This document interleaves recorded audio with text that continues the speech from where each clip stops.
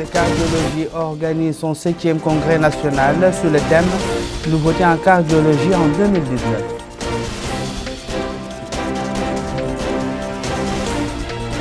La localité de Guelwa relevant de Mel, dernière étape de la caravane initiée par la Commission nationale des droits de l'homme.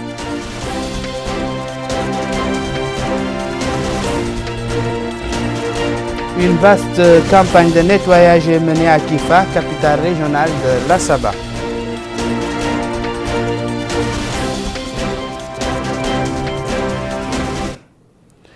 Mesdames et messieurs, bonsoir et merci de nous accueillir chez vous. Avant de passer au développement des titres, le courrier du président de la République, M. Mohamed Ould Cheikh El Ghazouani, a adressé un message de félicitations au président de la République centrafricaine, M. Faustin Archange Touadéra, à l'occasion de la fête nationale de son pays. Dans ce message, le chef de l'État réaffirme la ferme volonté de notre pays de continuer d'œuvrer pour que les relations de coopération unissant nos deux pays se développent et se renforcent davantage. Le président de la République, son Excellence Mohamed Ould Cheikh El Ghazouani, a également adressé au président de la République de Roumanie, M. Klaus Iohannis, un message à l'occasion de la fête nationale de son pays. Dans ce message également, le président de la République réitère la volonté de notre pays de continuer d'œuvrer pour le renforcement et le développement des relations de coopération unissant nos deux pays dans l'intérêt mutuel de nos deux peuples amis. C'est sous le thème « Nouveautés en cardiologie en 2019 » que la Société mauritanienne de cardiologie organise son 7e congrès national. C'était en présence d'un parterre de personnalités médicales d'Afrique et d'Europe. Revenons sur les temps forts de cet événement avec Rabia Dida. C'est avec la participation de plusieurs cardiologues nationaux et internationaux que la Société mauritanienne de cardiologie organise ce 7e congrès national sous le thème « Nouveautés en cardiologie en 2019 ». Alors, le ministère de la Santé est en train de mettre en place la stratégie. Actuellement, nous sommes à la fin d'une stratégie qui va de 2016 à 2020, qui avait déjà mis l'accent sur les maladies non transmissibles. Mais nous sommes en train de préparer le plan national de développement sanitaire 2021-2030 qui lui mettra vraiment focus sur certains aspects, dont en particulier les maladies non transmissibles. C'est dans ce cadre que la dernière restructuration du ministère, le dernier organigramme du ministère, nous avons créé une direction entièrement dédiée à la lutte contre les maladies non transmissibles. Et en fait, son objectif, c'est vraiment de réduire la morbidité et la mortalité liées à ces maladies. Et vraiment, les maladies cardiovasculaires sont à la tête de ce groupe. Alors, ces stratégies actuellement en cours, en fait, se basent sur 3 axes essentiels. Un axe santé de la mère et de l'enfant, un axe contrôle et élimination des maladies transmissibles, et un axe contrôle et réduction des maladies non transmissibles avec les maladies cardiovasculaires. Le président d'honneur du congrès, professeur Bar Mohamed Lemine, a saisi l'occasion pour mettre en exergue l'importance de ce congrès. À partir de 2009, c'est le financement par la Banque islamique d'un nouveau centre, du Centre national de cardiologie, qui vient de booster le développement de la cardiologie. Il s'agit en effet d'un plan cohérent de construction, d'équipement et de formation qui s'est étalé sur plus de 5 ans et qui nous offre aujourd'hui un outil de travail moderne qui permet de prendre en charge sur place une grande partie des maladies cardiovasculaires. C'est en qualité de cardiologue et de chargé de mission du ministre de la Santé, j'ai eu aussi à diriger en 2006 la première enquête sur les facteurs de risque cardiovasculaire en Mauritanie, selon la méthode Stepwise de l'OMS. La Mauritanie était un des premiers pays de la région de l'Afrique de l'OMS à avoir réalisé les 3 étapes en même temps, c'est-à-dire données démographiques, mesures physiques et mesures sanguines. Ce bref rappel de l'histoire de la cardiologie en Mauritanie est tout d'abord l'évocation de l'aventure humaine qui a fait se rencontrer et évoluer harmonieusement des médecins qui avaient en commun l'attrait pour cette discipline, qui ont contribué avec l'aide des pouvoirs publics à la développer et à l'élever à un niveau enviable. De son côté, le Dr Mohamed Ould Juddou, président de l'Association mauritanienne de cardiologie, il a salué le rôle joué par son association qui, depuis sa création, insiste sur la formation continue de ses membres. Il a ajouté que ce congrès permettra à leur association de présenter les dernières nouveautés en matière de cardiologie. Alors, tous les Mauritaniens connaissent bien entendu le nouveau Centre national de cardiologie, qui est une très très belle réalisation. Ce qu'ils savent peut-être un peu moins, c'est l'énorme développement de la cardiologie mauritanienne. Ce congrès rassemble vraiment beaucoup de cardiologues, beaucoup de médecins, de paramédicaux, et témoigne de la vitalité de cette discipline qui est née en l'espace d'une trentaine d'années et qui s'est développée fantastiquement. De pouvoir échanger nos connaissances dans ce que nous faisons en Europe, dans ce qui est fait en Afrique du Nord, puisqu'il y a une importante délégation d'Afrique du Nord qui est là, de ce qui est fait en Afrique subsaharienne, c'est essentiel. On peut comparer l'évolution des maladies, l'évolution des prises en charge, et puis améliorer les prises en charge à peu près partout, en particulier en Mauritanie. Et moi, je dois dire que je suis déjà venu 1 ou 2 fois. Je suis assez admiratif des réalisations de votre pays en cardiologie. Nous sommes heureux d'être là et d'assister à tous ces développements et de constater de visu qu'il y a énormément de progrès de fait dans cette spécialité qui est quand même l'une des causes premières de morbidité et de mortalité. Et nous sommes très heureux encore une fois de redire que notre partenariat, on a ouvert aussi nos portes pour nos amis et frères mauritaniens pour qu'ils viennent faire de la formation à notre niveau. Il est attendu que ce congrès de cardiologie participe au renforcement des capacités de nos cardiologues nationaux. Direction Nouadhibou, l'hôpital régional dispose désormais d'un cardiologue. Les malades souffrant de pathologies cardiaques devaient alors se rendre à Nouakchott pour se faire soigner. C'est le cas d'Abdallah Ould Ahmed Salem qui nous raconte le calvaire qu'il n'est plus obligé de vivre. Abdullah Damaba. Les patients avec des problèmes cardiaques et d'hémodialyse n'ont plus besoin de se déplacer vers Nouakchott pour se faire traiter. L'hôpital régional de Nouadhibou dispose d'un service d'hémodialyse qui a été récemment mis en place afin de répondre aux besoins des patients de cette cité. Le dispositif de cet hôpital qui a été mis en place en 2004 est aussi renforcé grâce à ce plateau technique dont dispose cette unité. Ce résident du nom de Abdallah Ould Ahmed Salem dit qu'il vient de subir un traitement du cœur. Il rend grâce à Dieu. Tout s'est bien passé, affirme-t-il.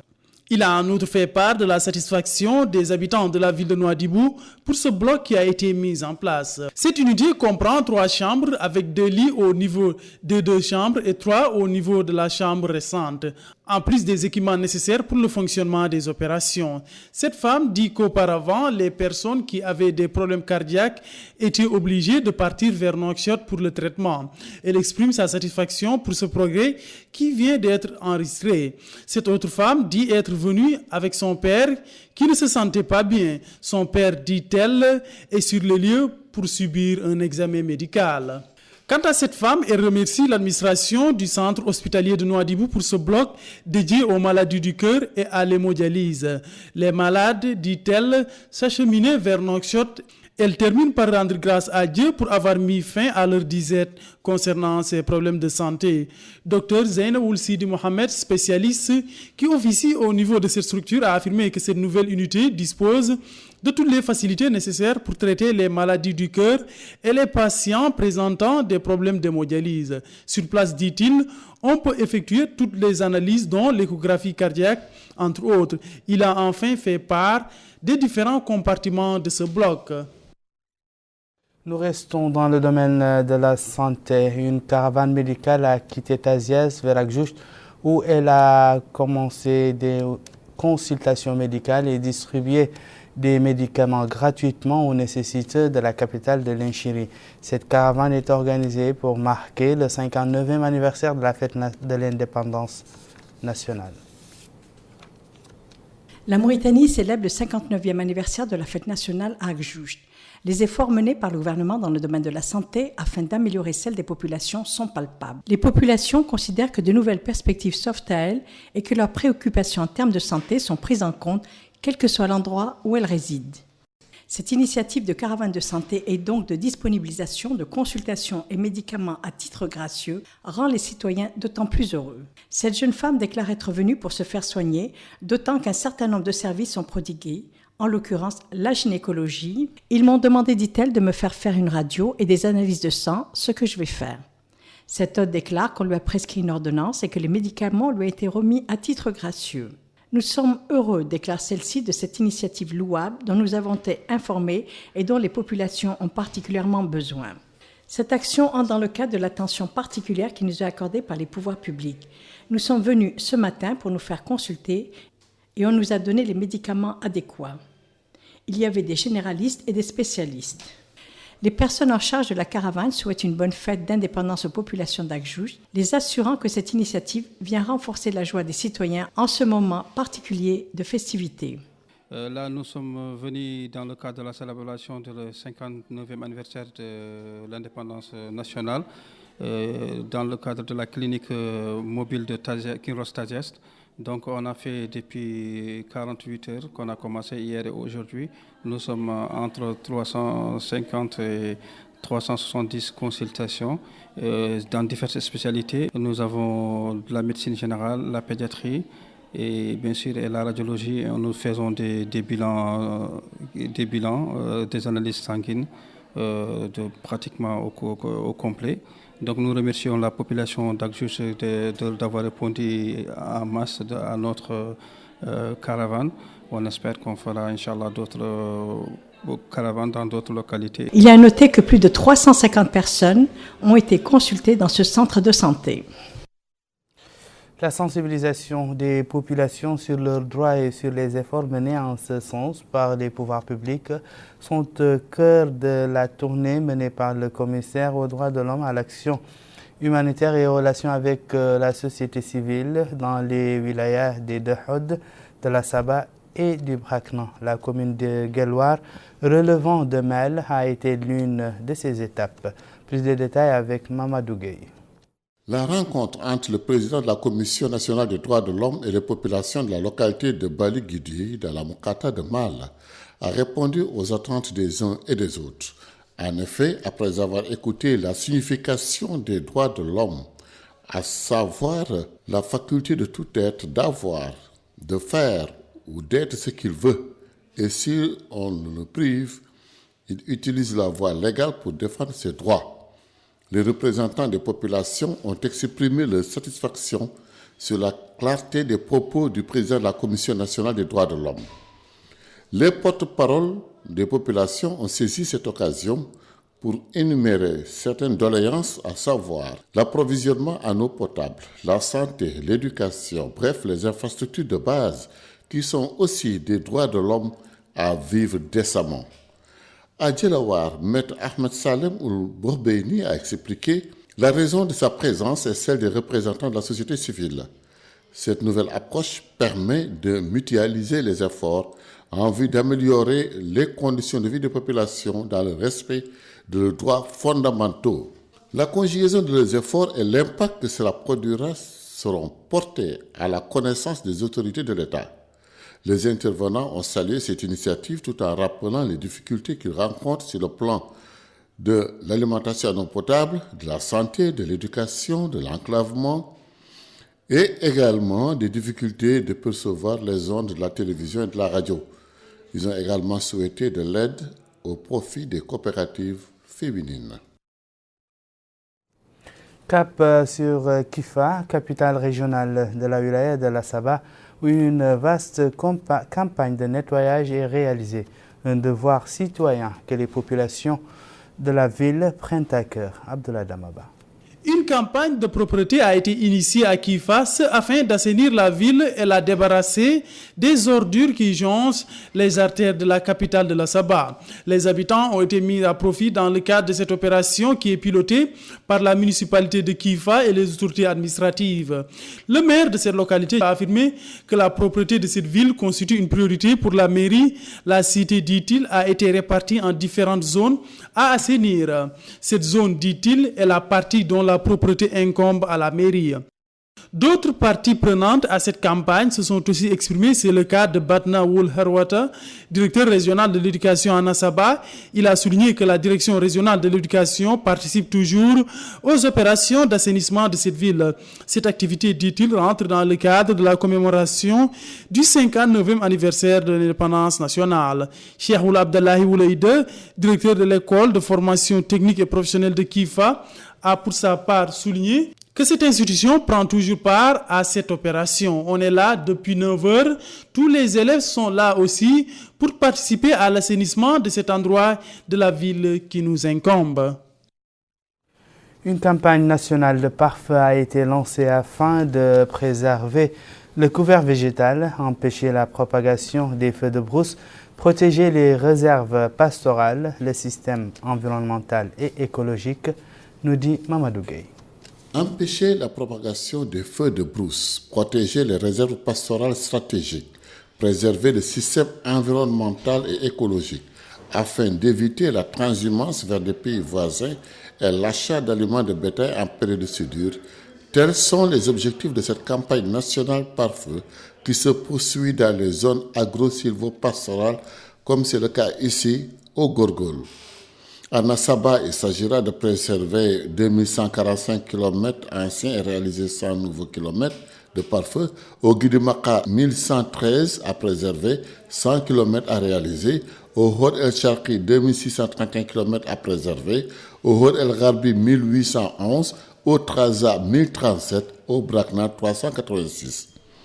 L'exécution de ces travaux est confiée à la Société nationale d'aménagement agricole et de travaux dans le cadre d'un contrat-programme pour la période 2019-2021. Le délégué de l'environnement dans la wilaya du Gorgol s'est dit confiant quant à la réussite des opérations qui ont nécessité une forte mobilisation humaine et matérielle. Le président du conseil régional a également exprimé sa satisfaction sur le déroulement des opérations. Cette campagne revêt cette année un caractère tout particulier dans la mesure où on va impliquer toutes les populations, autant en termes de sensibilisation, autant en termes de responsabilisation.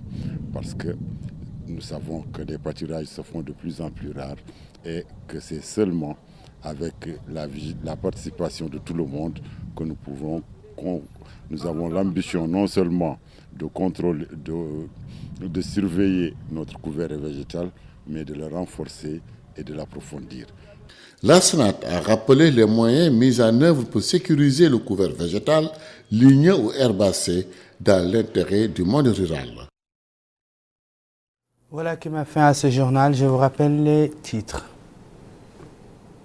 La Société mauritanienne de cardiologie organise son 7e congrès national sous le thème Nouveautés en cardiologie en 2019.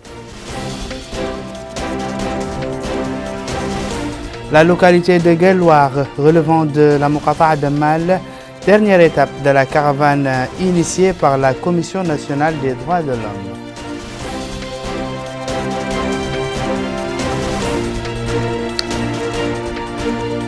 Une vaste campagne de nettoyage est menée à Kifa, capitale régionale de la Saba. Où que vous soyez, merci de nous avoir suivis. Merci également de votre fidélité. Au revoir.